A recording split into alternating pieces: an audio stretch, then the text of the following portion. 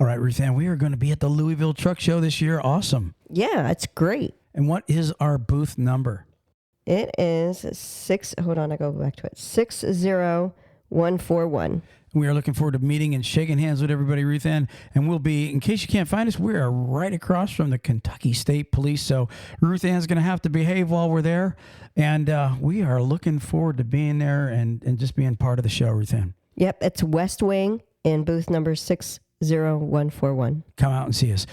Before we get started, let's go ahead and talk about a sponsor, Ruth Ann, truckparkingclub.com. If you're a landowner and you would like to sign your land up for truckers to be able to park on, get on truckparkingclub.com. And if you're a driver that is, has hard times finding a truck spot, or even if you don't, sign up just in case. It's great to have them in your back pocket when you need a parking space in a pinch. It's such a great company that's solving a problem in the industry. Ruth Ann, go ahead and read that. Truck Parking Club is a network of instantly reservable daily and monthly truck parking locations throughout the U.S. Truck Parking Club helps connect truckers to truck parking locations throughout the U.S. via truckparkingclub.com. Our network is made up of property owners that have locations adequate for truck parking to list on the platform. This includes trucking companies, storage companies, CDL schools, trailer leasing companies, real estate investors, truck parking operators, and more. That is so awesome. Moving on, Ruth Ann, we also have DriveWise, DriveWyze, and we'll be conducting an interview with them this coming week, and they'll have a carrier spotlight. We call it carrier spotlight, but it's for companies that are sponsors. We spotlight them and have a separate little podcast for them.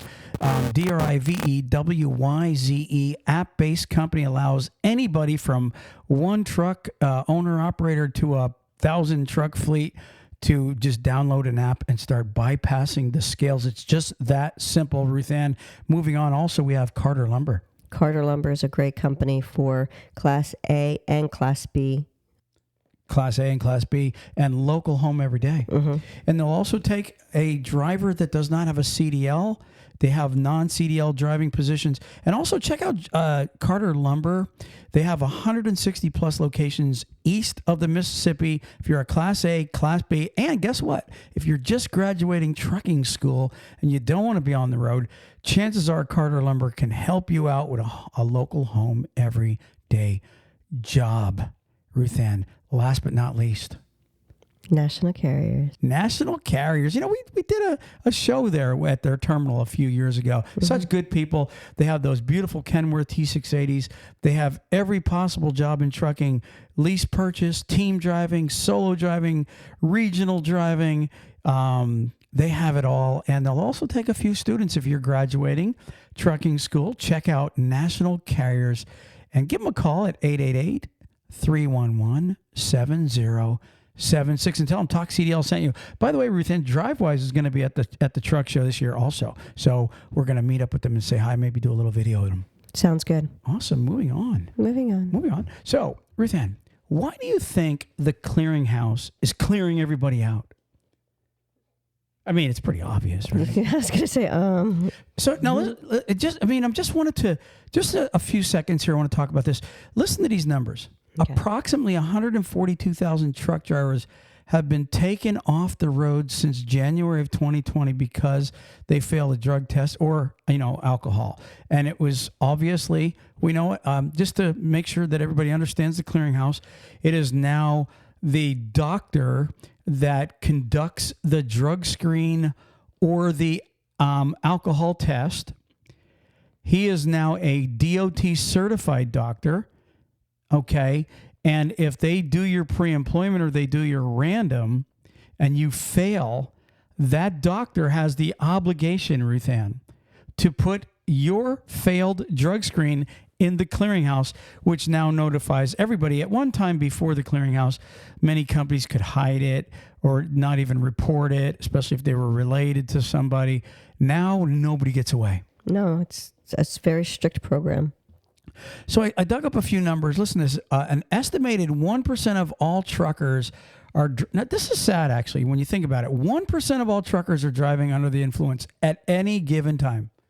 I know 1% don't sound like much. That's sad. It's totally scary. It's terrifying, actually. Right. So they're saying that's 100,000 truckers.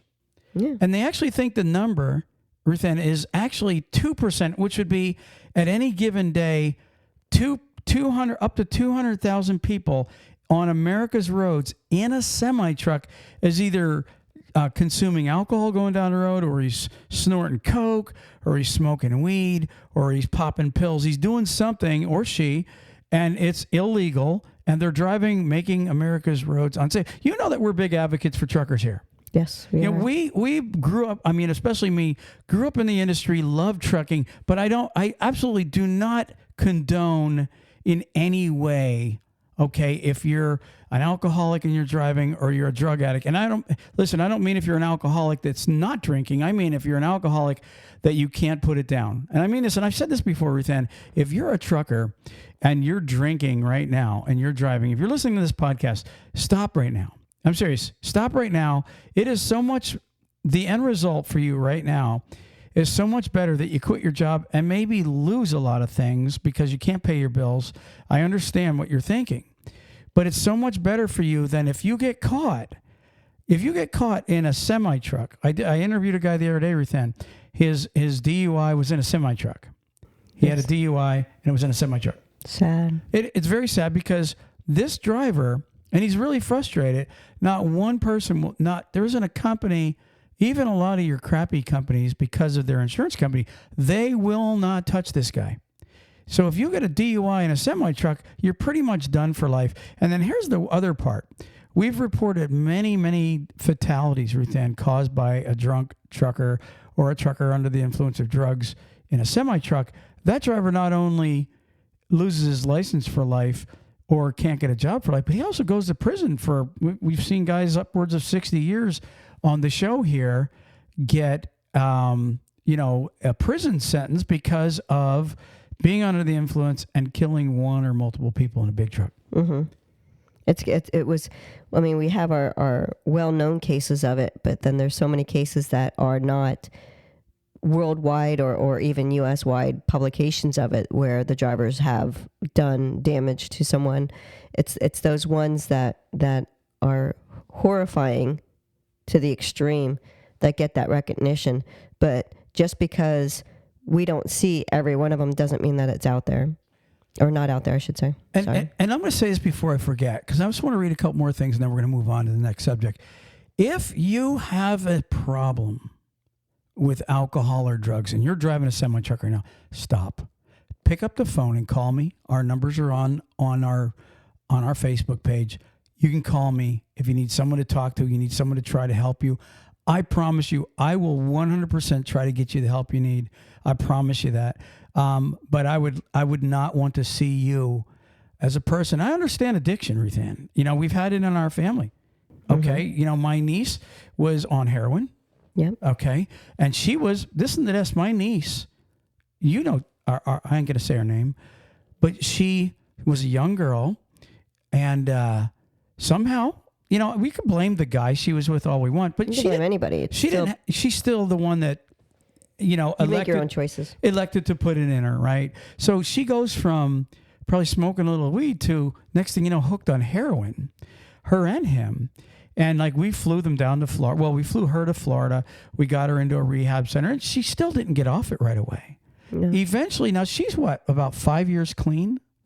Probably close to that now. Maybe, yeah, probably at least 5, maybe 6 years clean. Praise the Lord over that. I mean that sincerely. I mean, what a blessing to be able to get off that stuff. But we understand addiction, and we understand how hard it must be to maybe only have a Class A CDL, maybe no other skill, and you're driving, making decent money, but you're hooked on this stuff. I promise you, in the long run, it is not worth it because you will lose everything. You won't have the skill of driving a truck ever again.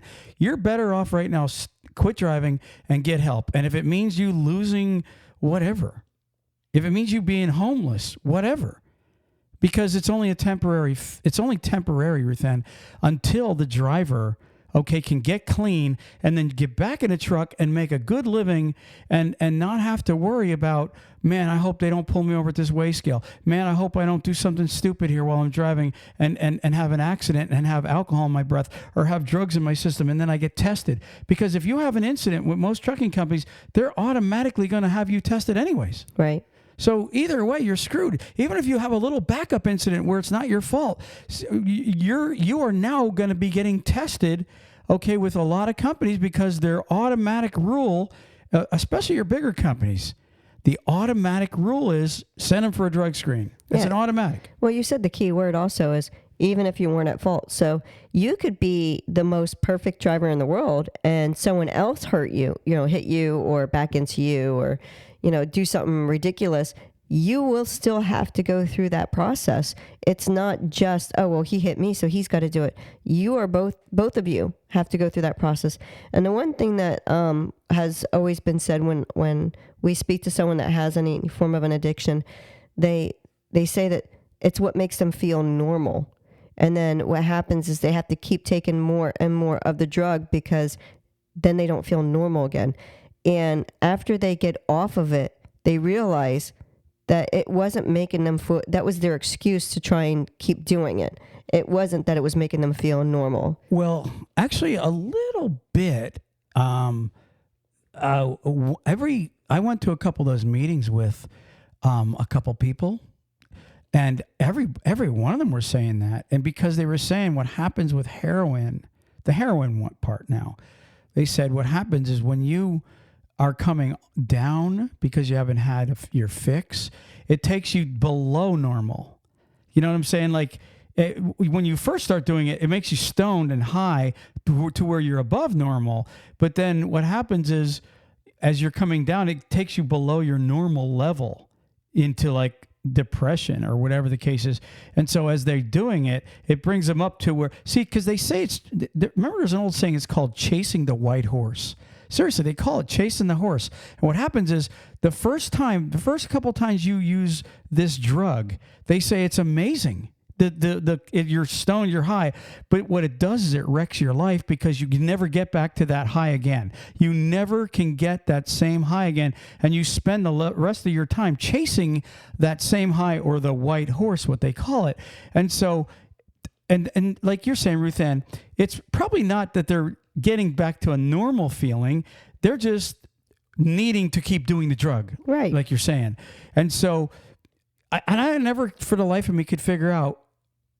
And everybody knows heroin's one of the most addictive drugs in the world.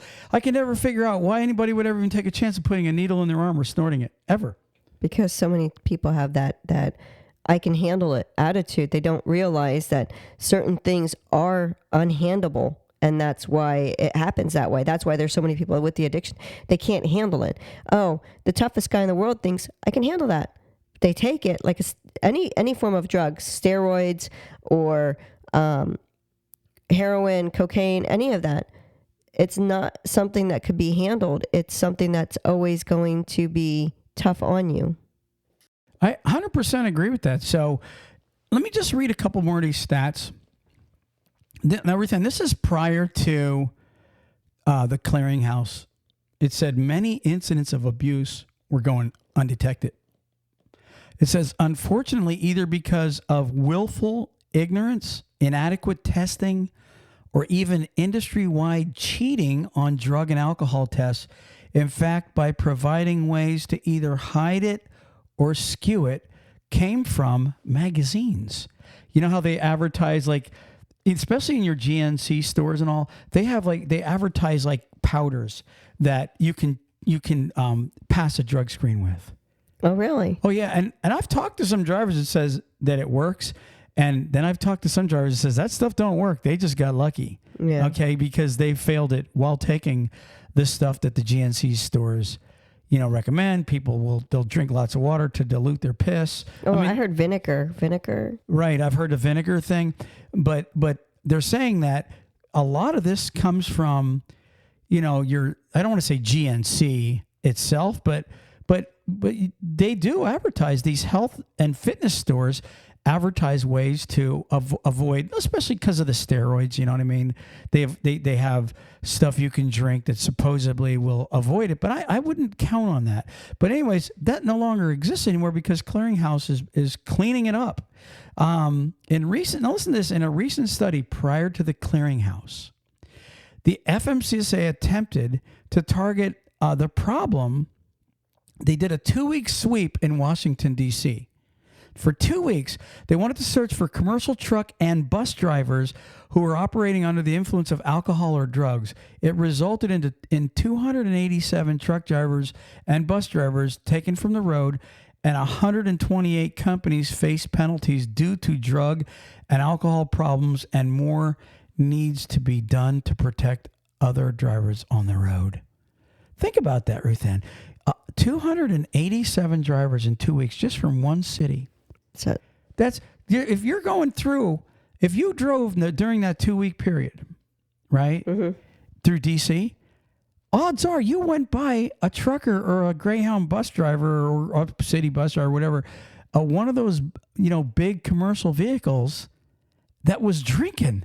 Imagine this. You send your wife or your kids, get on the school bus, and odds are your 5-year-old kid, if you have a 10-year-old kid in DC, if you have a 12-year-old kid, odds are, okay, in that 2-week period, one of those 287 truckers or bus drivers was driving by your kid's school bus. Now multiply, Ruth, now multiply that one city by thousands of cities across the United States.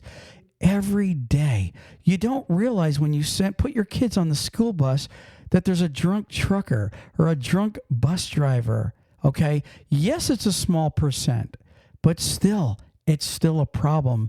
And it sucks because no one wants to lose. The accident that everybody hates to lose a loved one to is a freak accident, something that shouldn't have been there. And there's no way a drunk trucker or bus driver should have been there that killed your kid, your grandkid, your wife, your husband, any of those people because they're drinking or they're doing drugs while operating a huge tonnage vehicle that can destroy so much. It's one thing and a lot of people are going, what about the car drivers? Yes, the car drivers are just as bad or worse, but guess what? A car driver doesn't do near the destruction as that 80,000-pound truck, and that's why everybody's scared of it. Ruth Ann, any thoughts? Oh, I think it's terrifying. You cannot sit there and justify being in a truck and having an illegal substance with you, or yes, beer is not illegal, but it is while you're driving. So you cannot. You cannot sit there and you cannot sit there and say how it's justifiable. It's not. It's not. The only time that it's justifiable for you to be able to enjoy a drink when that truck's not moving is when you're on your own time and you're honestly at home. Yeah, and I would tell you guys, honestly, and again, we're gonna move on, but I would put our information out there. TalkCDL. Send us a message on Facebook. Send us a message on, any one of our accounts on social media. Our emails on our website, talkcdl.com, where a lot of our podcasting is. Get a hold of us. If you need someone to talk to, if you need some ideas, give us a call. We would love to help encourage you to get off that stuff. I mean that sincerely, Ruth Ann. I put myself out there for anybody that really needs a shoulder. I would like to help you because I truly believe, just because of my own niece not on that stuff anymore, I know you can get off it and I know you can stay off it. Yeah, it's true. Okay. There's many people say that. All right, moving on. Ruth Ann, I got a question for you since we're moving on. Do you have what it takes to be an owner-operator? I think if it's something that I really wanted to do, I could. And look, the reason I brought this up, because it's one of the topics, one of the issues that I've been dealing with in the last week, and I've been seeing a lot of guys that are owner-operators, honestly, that probably should not be an owner-operator. There's a lot of people out there that shouldn't be owner operators. Right. Just because you can drive a truck and run 3,000 miles a week, honestly, because you can back in a tight hole in New York City, honestly, because you have 20 years of trucking experience, honestly, does not make you an owner operator. No, it don't. And I would guarantee you there's owner operators right now, lease purchase guys that are very successful, that are shaking their head yes, saying absolutely. Absolutely. It's not just your job, it's a whole lifestyle. When you think about it, being an owner operator, it's considered a lifestyle. You know, it's not I'm the big dog. It's I'm gonna watch how I do things. I'm gonna take my runs as much as I can. I'm gonna do a lot of different things that not your normal company driver would do, because being an owner operator, you have more expenses that you may need to make sure you are maintaining your truck. You're not gonna want to go and blow money, because you don't know, just like anybody else that's self-employed, you don't know when you're going to get your check. That's a great point, actually. That wasn't even one of the points I was going to bring up, but that's a great point. Tell us more. When you are an owner-operator, okay, most company drivers, when they're on the road, they look at the truck being, this is my home for the next week or two, or whatever the case might be. So they look at ways that they're going to save money. Sometimes they're going to have the refrigerator and use it for certain foods, right? An owner-operator looks at it and says, I can make this expense, one, good for me because it's an allowable expense that they could write off, but it's also an expense that they could say, okay, well, instead of me going and spending $20, because that's about how much you spend when you go in to get something to eat half the time, even $15, instead of going in there and spending $15, $20 on getting a meal that I'm going to eat and feel probably gross afterwards, I can go and get a hot plate, a crock, a rice cooker, a refrigerator, all that stuff, and you can keep it in your truck, and you can make your food, save a lot of that money, spend that in a couple of days, but that money then is being turned back into your truck. As far as maybe you want to get new seats, or you might want to get new lights, or you might have to go and you're going to have to get tires. Those suckers aren't cheap. I know. So when you do this stuff, you don't want to spend the money stupidly, because as an owner operator, you're responsible for that truck. You need to make sure that you're doing it in a right way. So you're saying, as a business owner, you need to become more frugal. Yes. You need to look for the deals, and then you also need to not be splurging when you shouldn't be splurging. Yeah, that's your truck. It's a great point. It really is, because like you said, this is a business. You want to build it up. I like that, Ruthann. How about taxes? As an owner-operator, do you understand?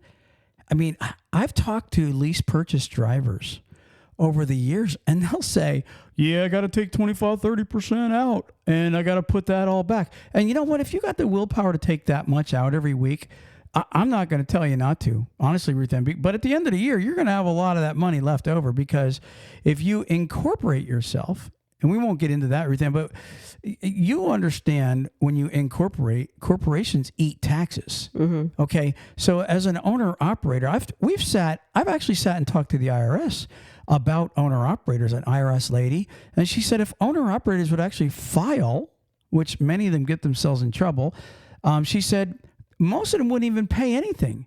I mean, we've talked to drivers that are lease drivers last year that made over $100,000, and they paid in maybe $2,500 tops. Yeah, it's you could do it a smart way, or you could do it stupid. Right, and so there's you've got to come into this trying to understand everything, how to pick a company, mileage, percentage, LTL, the proper equipment. Well, you see, that's what I wanted to get into that a little bit. We talked about last week, we said the number one truck in the United States for making money was, do you remember the brand? It was Freightliner. You talk to a lot of drivers that are becoming owner operators, you know what they want? They want a Peterbilt. They want a Kenworth. Most of them don't buy a Freightliner. Some of them do. But you're talking about cost savings, labor. You're talking about, in the end, better on fuel.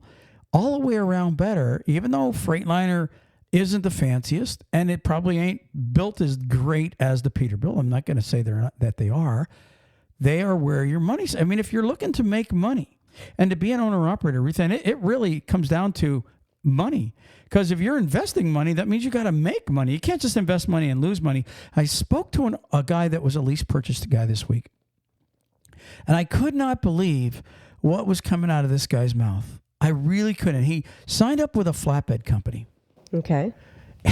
And he told the company, I had spoke to the owner of this company. He told the owner of the company that everything was good. I spoke to the owner. The owner said that he really liked the guy. The guy was agreeable. In fact, the guy had really good work history. But when you look at his work history, according to the owner, it was all company driver. Like he worked for, I think, TMC for a year. He worked for, I can't think of this, another big giant flatbed company. Also worked for Anderson for a year or two. This guy literally had a really good reputation as a company driver. But he doesn't have the experience for lease. Well, here's what he's telling the owner of this company now. He's been there over a week, right?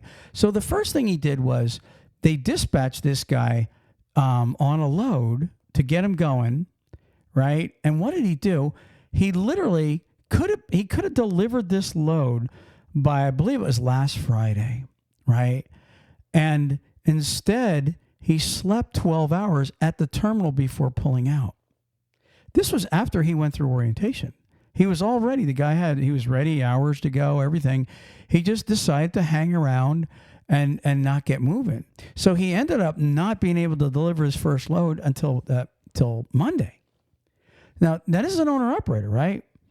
So he goes, and then he ends up going home for 2 days because he hadn't been home because of his last company hadn't gotten him home for 4 to 6 weeks, something like that, right? So he ends up delivering this load late, and then he goes and takes 2 days at his house. So then he leaves the house and he delivers one load, right? And now it was yesterday, right? And let me back up a second. He told the company in the beginning of the week to not give them any northern runs if they can help it. Then he also told them not to give them any tarp loads, right? Now, and that's a flatbed company, right? Yeah. Now this is a guy that's a lease purchase guy. He's telling them a week after he started, I don't really want to go north. And if he would have told them that in the beginning, they would have never hired him. First off, okay. So then he tells the company, I don't want to do tarp loads. So now he wants the company to start searching for non-tarp loads.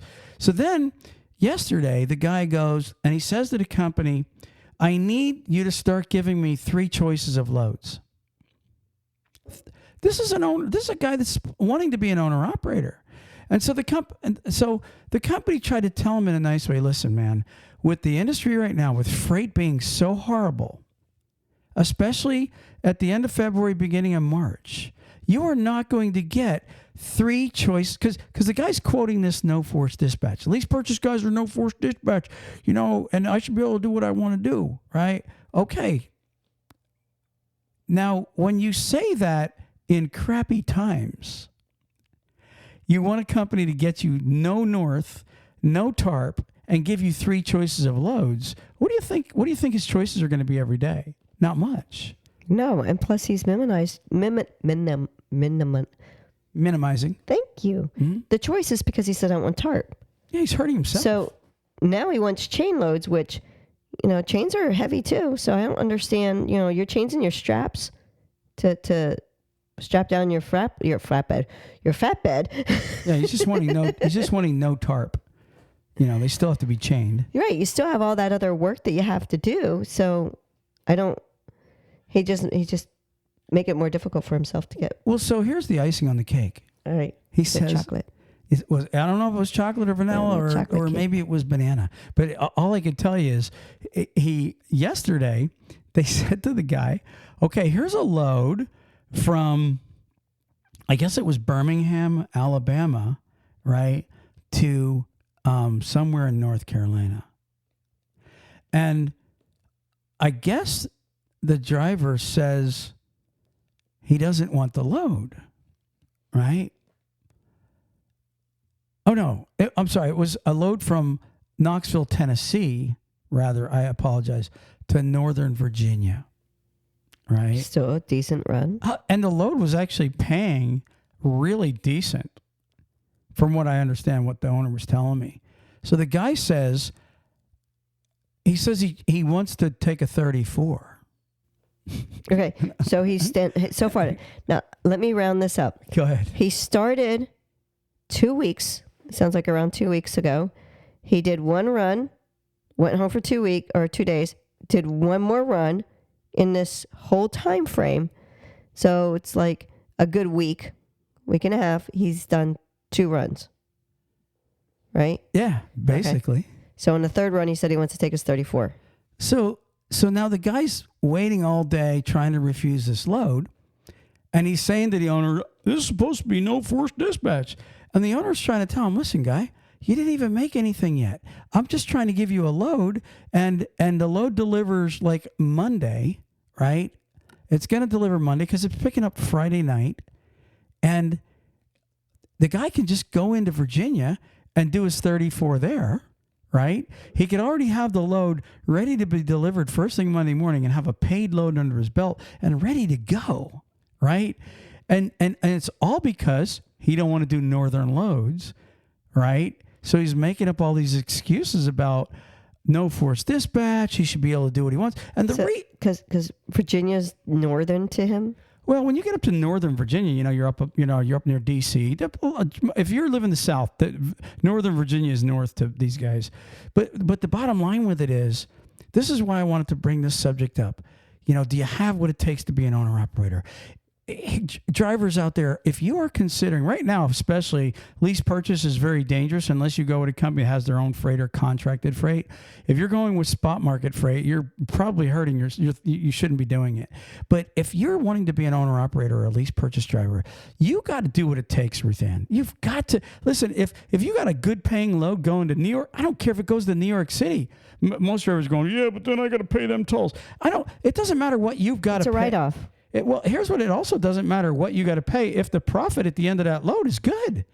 If you're just saying if you're more honest and saying, look, I just don't want to go there because I'm afraid of New York City, that's one thing. But if you say I don't want to have to pay the couple $100 tolls to get in and out of there, but if you're coming out of New York City and you've just put say $2,000 in your $2,000 profit out of that, Ruthann. What's a couple $100? Well, I'm just saying after expenses, you say you made $2,000 or even $1,500 to run up there and then pick up maybe a crappy load coming out of Pennsylvania or New Jersey going back down south or Midwest.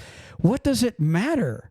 Okay. The bottom line is the guy that doesn't want to take the loads up north, he sits cherry picking a load.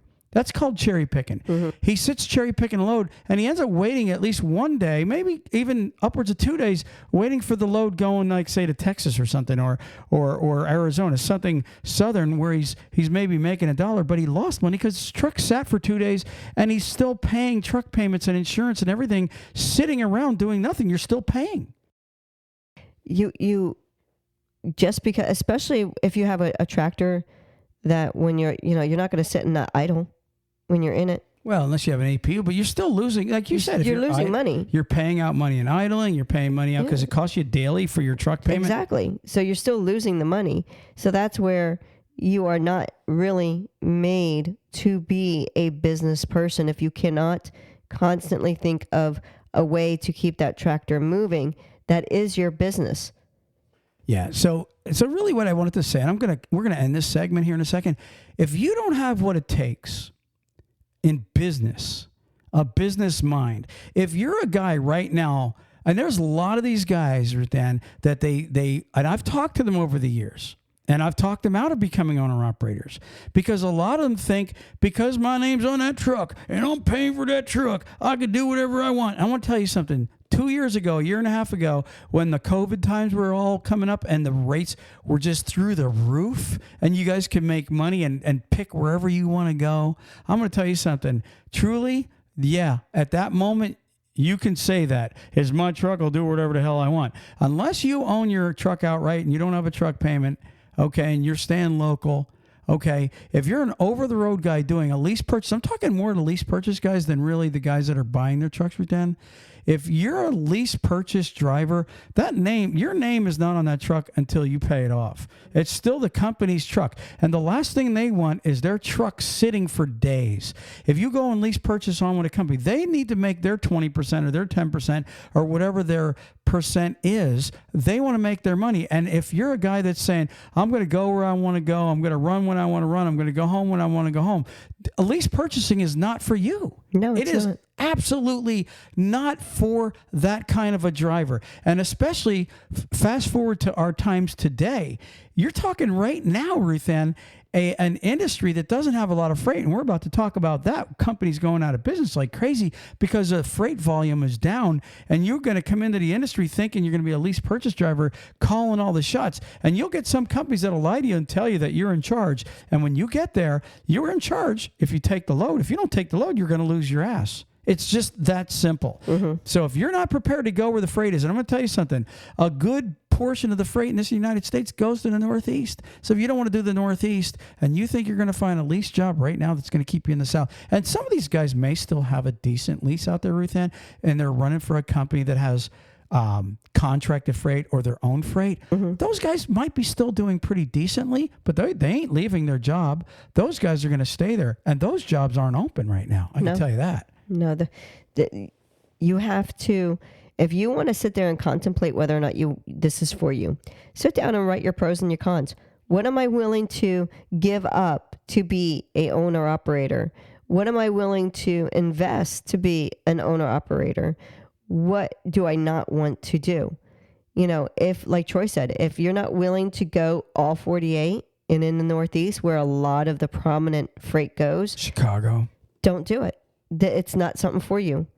You have to realize it's a commitment that you have to do. It's no different than a marriage. It's no different than any other form of a relationship, because that tractor is what's going to make you the money to get you to retirement or get you to a place of security that you might be willing to, that you want to do.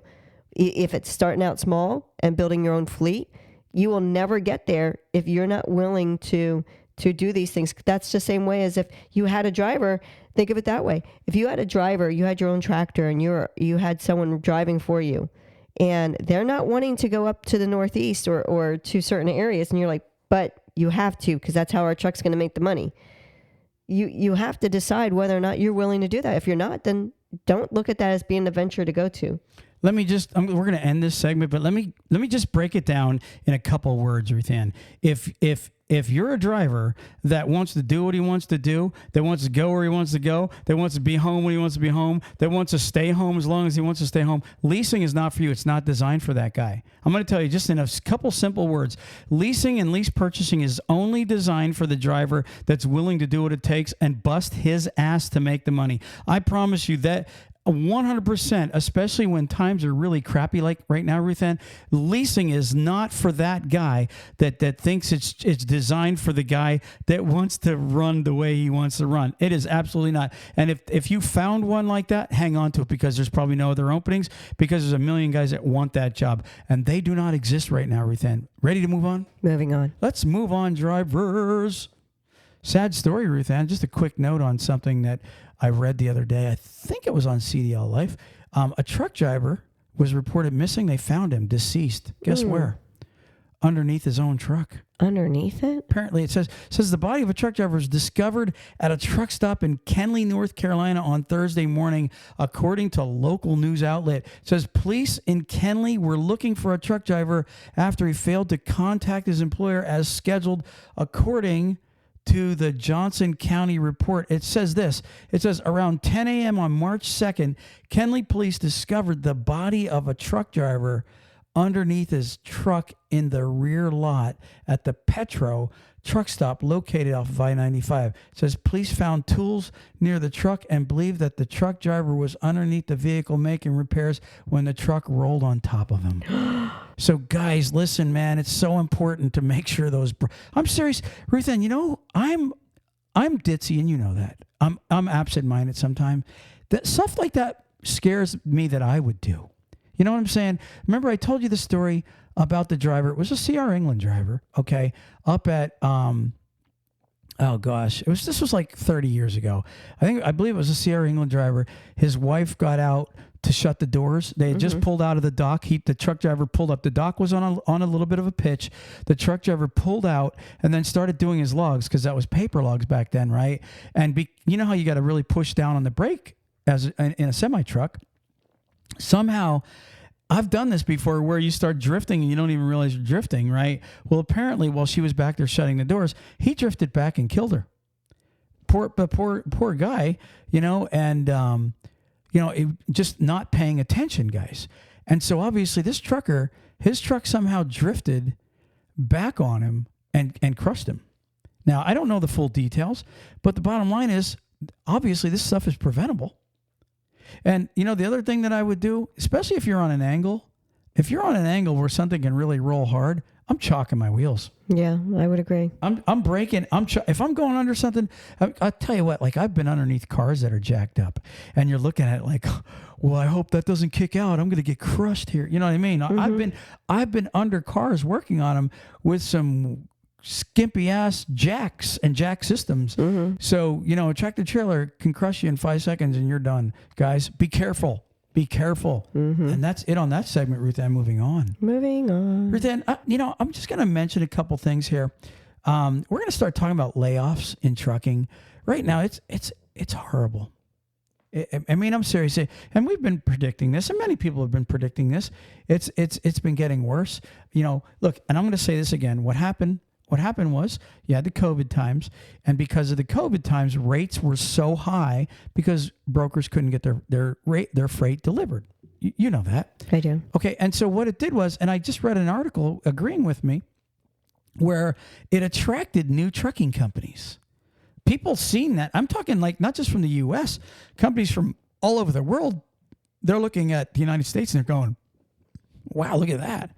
You can buy a truck and run 2,500 miles a week to 3,000, and one guy can bring home anywhere from $3,000 to $10,000 after cost." This is what some of these guys were making crazy money, and then all of a sudden, after the stimulus checks went away, and all the truck drivers and people that were sitting at home collecting that money, and it was a big amount of people.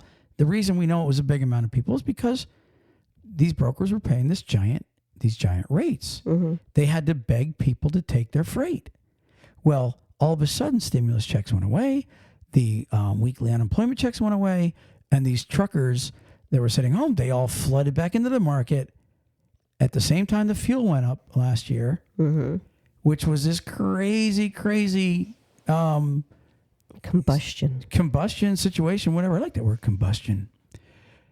Anyway, so what happened was, next thing you know, they went from making crazy money, and this is why we were just talking about the bad times in lease purchasing.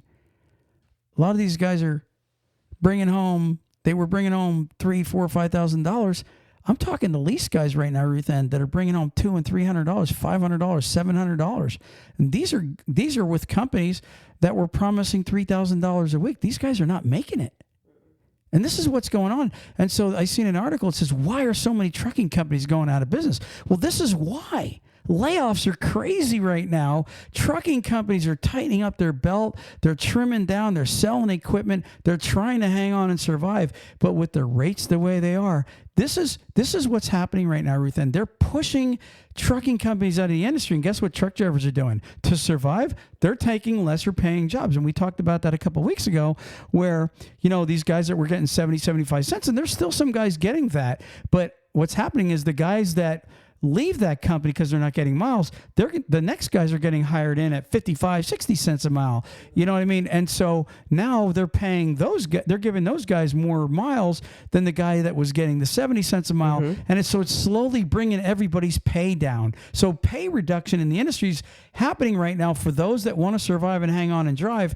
You're taking lower paying jobs. It's just a fact. Right. It is what it is. And so, but it's forcing a lot of these companies out of business, Ruth Ann. And not just trucking companies. Here, I'm going to read this right here. I just want to read this little bit of an article here. It says trucks are going out of business at an unprecedented rate. It said in recent months, many auto industry workers have been struggling to keep up due to the poor state of the industry currently, with prices high and inventory still low. It says, but the problem is not limited to dealership workers and auto transport workers auto transport workers seem to be dealing with an equally big problem. Trucking companies are going out of business at an unprecedented rate, and it may not be for the reason you might think. It says, in order for the industry to flourish, supply must meet the current demand. But with roughly 2 million truck drivers in the United States, there's now far more competition. See, remember remember I was telling you earlier, what happened was that COVID thing, it attracted a lot of trucking companies. And I think they're going to say it's like 190,000 new trucking companies popped into the industry during COVID. So then when you had the truckers going back to work after stimulus checks went away, you had too many people and not enough freight. Mix that with low assembly lines, Ruthann. Yeah.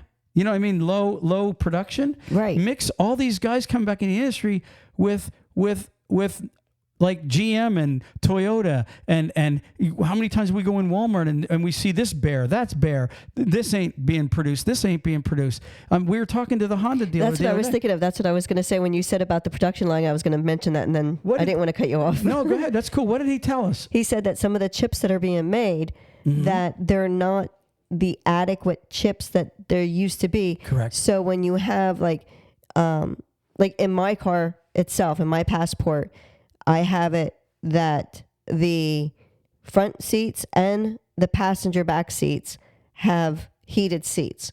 Well, some of these chips will have it to where not all the seats that it's supposed to have heated will be heated. Right. They're coming through with like the front seats only or the back seats only heated. Right. Or what was the other thing you said? The lane, what's it called? The lane assist, where not the assist, but where the lane alarm, where like if you're going for the turn signal, right? When you put your turn signal on when you're passing somebody, where it goes doot, doot, doot, doot, doot, if the car's still beside you. Yes. Right. So what did he say? He said a lot of they're them not having them. Right. He said so the chips that they're building right now are not adequate, like Ruthann said. And guess what? So you have all this stuff that's not being produced. Mix that all up with these new trucking companies, and then the drivers coming back into the industry. You have a situation where we haven't had in a very long time. You have a flooding. You have a flooding of people wanting to haul it, and you have nothing to haul. So mix that all together, it spells a couple things. Trucking companies going out of business, trucking companies laying off, and truck drivers taking less money in order to keep going. And that's just the truth. I think there's also one thing that you didn't mention that I don't know. I'm gonna mention it, and I could be wrong, but you have these drivers that did work when the freight was high, and they come in with this arrogance that they feel as though they should still be getting this higher rate, but it's not paying. So these companies that need drivers to keep their trucks going, they're having the choice of these drivers that are coming in with this arrogance that they can't hire them because they can't pay them that. They're not offering that kind of rate. So they're now having to, like you said, turn their truck in or reduce their fleet because of it, because there's drivers not wanting to come in to keep these companies going. It's not going to stay that way. It's going to get better. But the problem is these drivers, where are you going? You're not going to go to a company that's going to pay a higher rate. It's not there. Exactly. And that's a good sentence right there to use. It's just not there. It's you not. know, we feel bad for you drivers. I mean, we really do. We know personally, we've been saying this for years. Drivers should be making a lot more than they are. I agree. Because of what we sacrifice, what we go through out there. And it's a professional skill, what we do. But guess what? When it's just not there, like Ruthann just said, there ain't much you can do about it. There isn't. There's nothing that we can do. Right. If, my dad used to say, something is only worth what somebody's willing to pay for it. And so now our wages are the same way. We're only going to get what somebody's willing to pay, because they only can pay what they can pay. Because for the simple reason, if their rates are down, if trucking companies are hauling for less, that means they've got to cut corners somehow, and it's usually driver pay. It is. It'll be driver pay, and then when the drivers aren't there or aren't coming in, then they're going to start reducing their fleet. this next article goes along with this. Drivers may like this, but, some autonomous companies that were building, thinking they were going to make trucks driverless, a lot of them are going out of business right now, Ethan. I was just reading crazy stuff. Embark.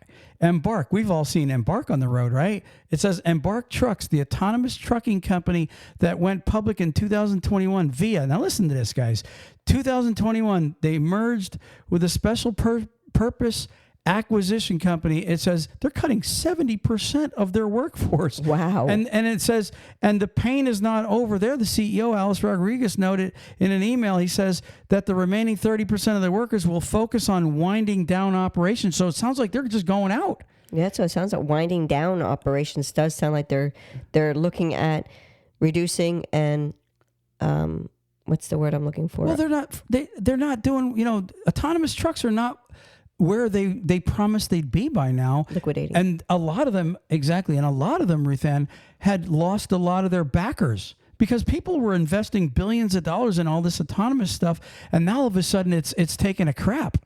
Well, I think also could be one of the reasons it could be taking, I don't want to say taking a crap? Yeah, I just don't like that. Anyways, maybe what some of the reasoning is because of the backlash they're getting because drivers, they're seeing that it's going to take away from too much. And then the FMCSA coming up with the regulations that they're coming up with for autonomous vehicles or tractors, I should say, they might realize that it's not really as beneficial as they think it's going to be.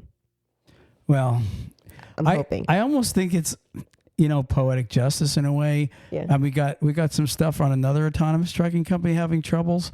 But it says, let me just finish this here. It says the company said that in a regulatory filing that about 230 employees were laid off Friday.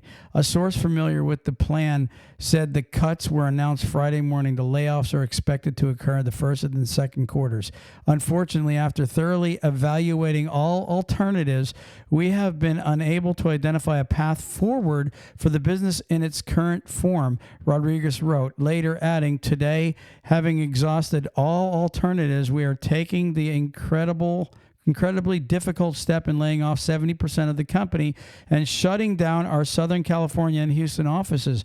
The layoffs come more than a month after banking advisory firm Evacor met with various AV, autonomous vehicle companies, to explore selling Embark's assets, according to one source.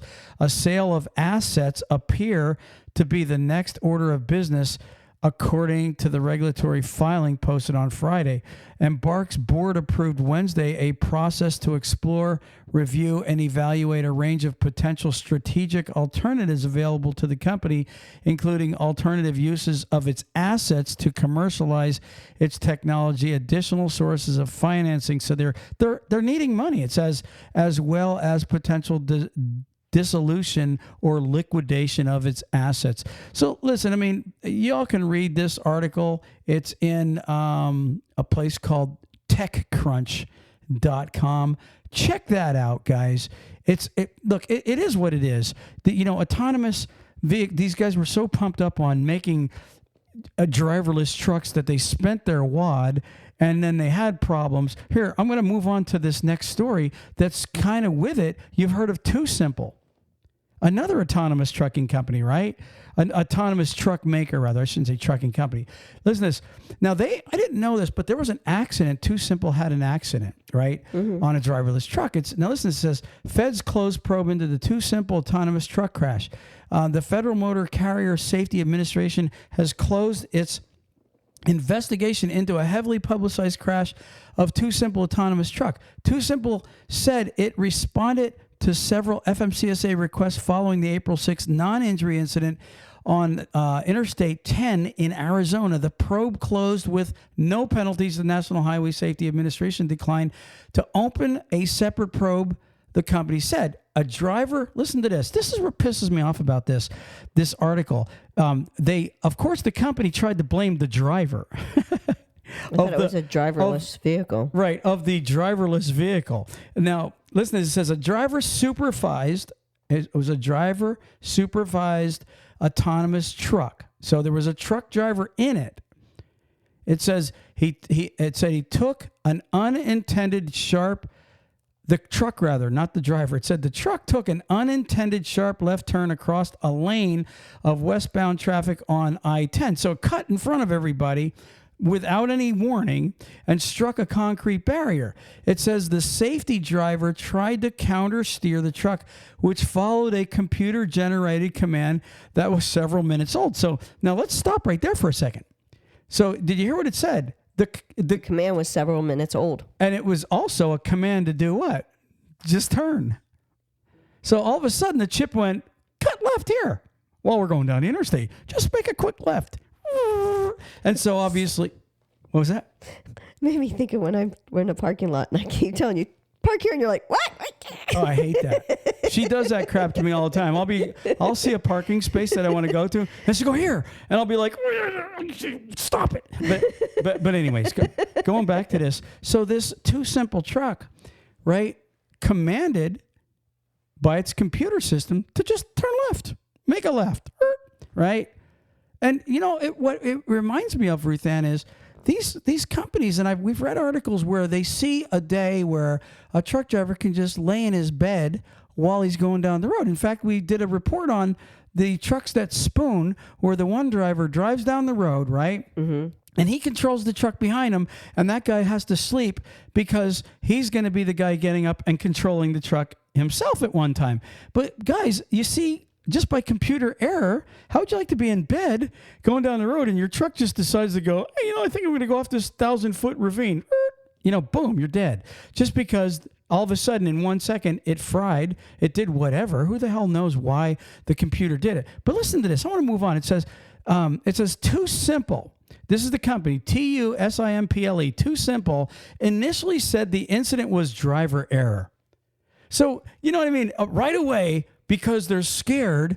Oh my gosh, we'll lose our funding. Oh my gosh, we better be careful because our driverless truck just made a big boo-boo and hit the big bridge. Driver error, driver fault. Yeah, that's the ticket. It's the driver. You're going to do that. It's the driver's fault. That was the guy that lived under the stage, right?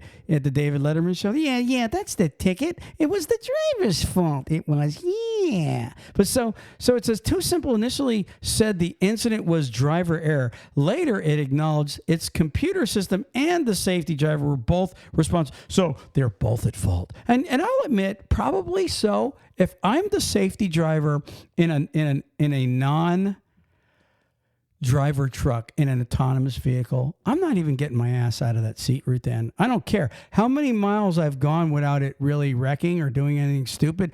I'm paying attention.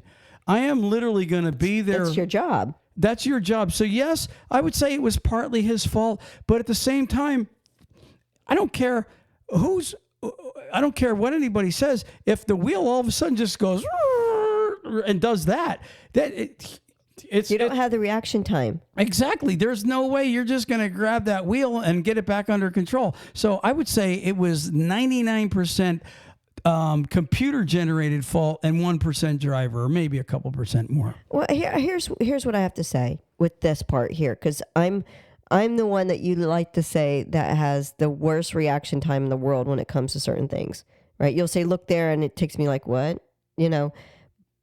If you're going down the road and you're sitting there driving, even if you're paying attention and the wheel decides to, hang a Louie, how it's already, even if you grab that wheel, the engagement that the tractor's already started, you're still going to have the lane directly next to you. And probably if it's a 3-lane, if you're in the far right, you're still going to have those next 2 lanes getting the repercussion of your tractor doing that, because of the fact that you can't just go over and then pull it back again. There's still no matter what the case was, that computer chip, whatever that tractor's mind's thinking, that is the initial start of whatever it was, because you cannot sit there. I know I said thinking. You can't.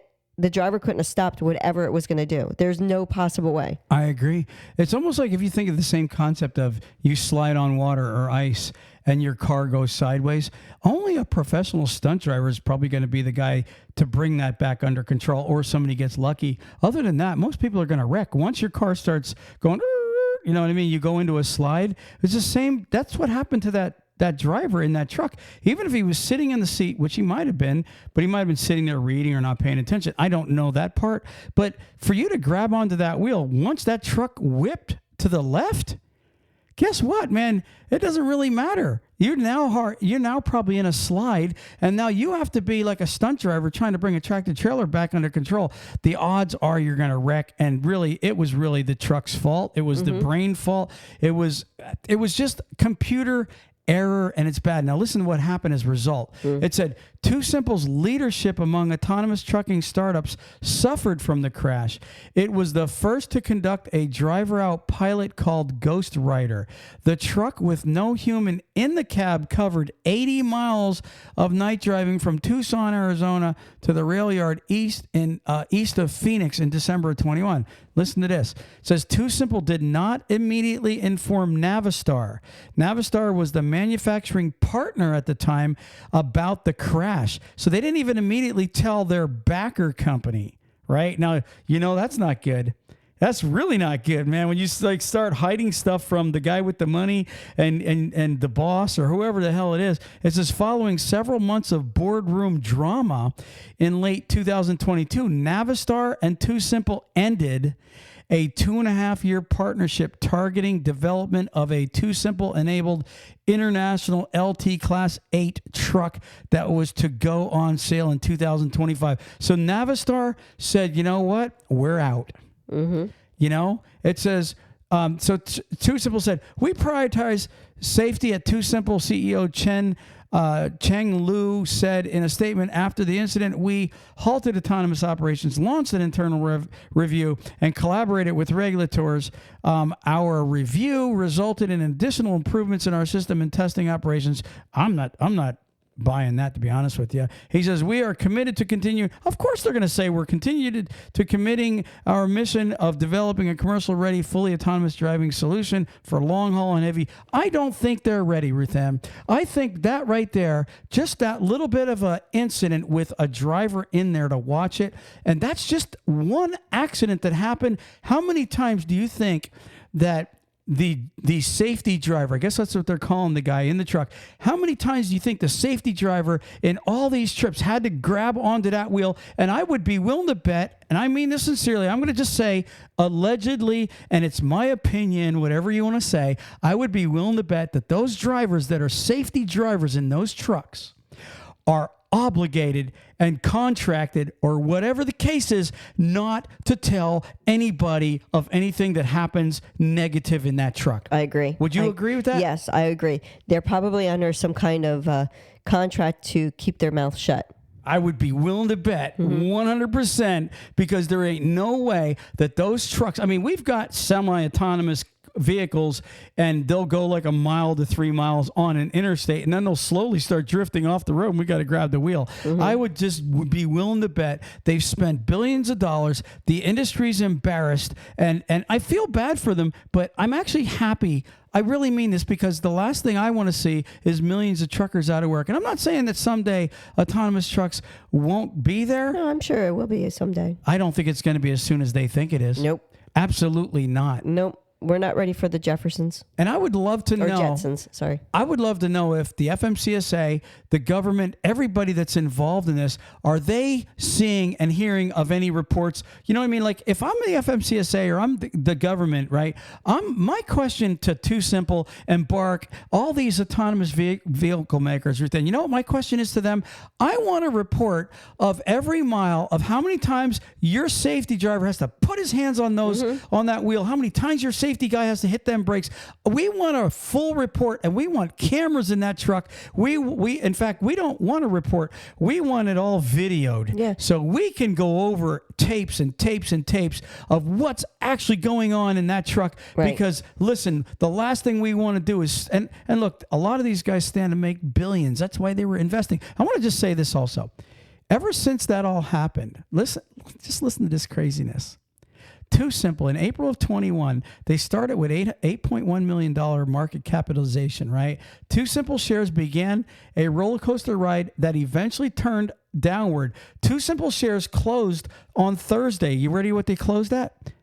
$1.80 compared to its 52-week high of $16.40. But it gets worse. Listen to this. It says the company went public at $40 a share. It traded as high as $70 a share. Okay, of tech startups suffered under investor abandonment beginning in late 21. So at one time, it was up to $70 a share. Think about that. If you had 1,000 shares, that's $70,000. If you had 1 million shares, that's like $70 million. Isn't that crazy? And then all of a sudden, you get down to $1.80. That's almost penny. Well, that's penny. And that was less than a year. That was really, it said 2021. Yeah. It started, and then late in 21 is when it stopped. So really, it's penny stock company right now. 8 months ish, somewhere in that area. So there you have Embark, going downhill, right? You have Too Simple. Their investors are pulling out. So does that show you what the investors believe in now? If you're an investor and you pulled out your money and you have companies, these autonomous truck makers are slowly crapping out. That tells you that the money doesn't have confidence in you anymore. That's what that tells me. Mm-hmm. I'm telling you right now. So, Ruth Ann, we are going to be deep following these stories. We are going to be deep watching what's going to happen in the future to autonomous truck makers. And I know a lot of drivers out there were really fearing. I'm just going to say it feels like a little breathing room that this isn't going to happen. I think it was like in 2030 something, they were going to want to see a certain percent of self-driving, no truckers in trucks driving companies. I'm going to tell you, it doesn't look like it to me is going to happen. I don't think so. And when you said with the FMCSA that they should want the reports, the driver-facing cameras and so forth, so they can do it's the word that we need to coin, the phrase I should say is how many times driver involvement, human involvement needed to be made for that tractor to stay on the road at a safe distance, at a safe driving. I can't think of the word now. I don't either. well, think about just going on just going on what you were saying. Look at that trip. They said they did an 80-mile trip at night from Nevada, was it, to Arizona or whatever, right? 80-mile trip. Think about that for a second. So you did it at night, right? When there was, and I would be willing to bet they did it at like 1 o'clock in the morning, 2 o'clock in the morning, when there was the least amount of traffic on the road. Mm-hmm. I would be willing to bet that he said there was no driver in that truck at all. But I would be willing to bet they had a remote control that they could shut it down if something went wrong. And I'd be willing to bet there was vehicles in front of it, vehicles following it. They were monitoring that thing the whole time, and they were probably chewing on their nails.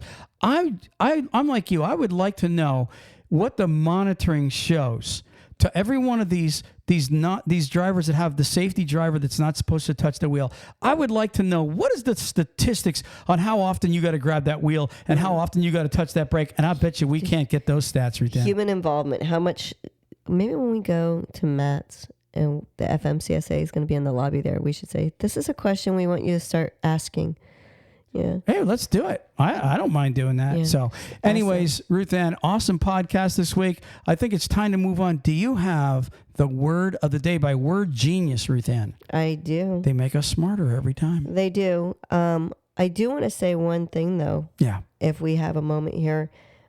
Michigan has their frost laws that they do. Oh, cool. I'm glad you brought that up. Yeah, the frost laws, they usually have it where the state of Michigan, during a certain time, their weight restrictions have to be upheld in certain areas because of the roads, the condition when the roads are thawing. Well, right now, starting March 6th, they're going to now reduce the area in Michigan where these frost laws, or what they're called, rolling back spring weight restrictions, to being right above Grand Rapids on, I'm not sure what interstate that is. It tells me here, though. Interstate US 31, and where it goes with 46, that area there in Muskegon County. And then also in, I don't know what the M is for. I don't know.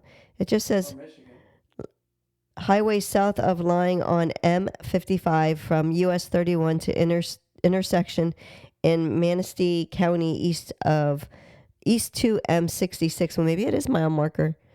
So anyways, look it up. It is the article is on. What's the weight restriction? It doesn't actually say what the actual weight is. I've looked at it like 3 or 4 times thinking I overread it.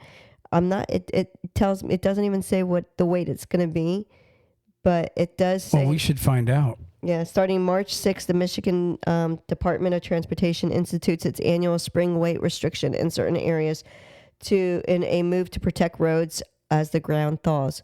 So this article was on Overdrive Online, but I will go ahead and we'll look it up and see what the... Yeah, we kind of need to if we're going to report it. Well, it's not telling me. Okay, I'm just saying we need to have it. I agree. All right, moving on. Moving on. And the word of the day, do you have that today? I do. Are you ready? Mm-hmm. Let's go. Felicitate. Let's hear that one more time. Yeah. Felicitate. Felicitate? Felicitate. So what does felicitate mean? Congratulate. Really? Yeah. Why don't we just say congratulate? Because sometimes people need to say it in a different way. So I felicitate you? Well, I don't know if it would want to What does it say? use it.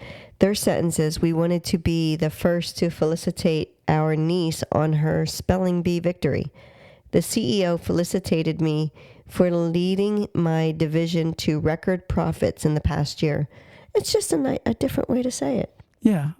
I would just say that I would like to congratulate the word felicitate for imitating the word graduate. Congratulate. Congratulations to felicitation for imitating graduation. Okay? Graduation. Or congratulations, rather. And for making me tongue-tied. Anyways. Ruth Ann, we're out of here. We're out of here. Peace. All right. Peace. Praise the Lord.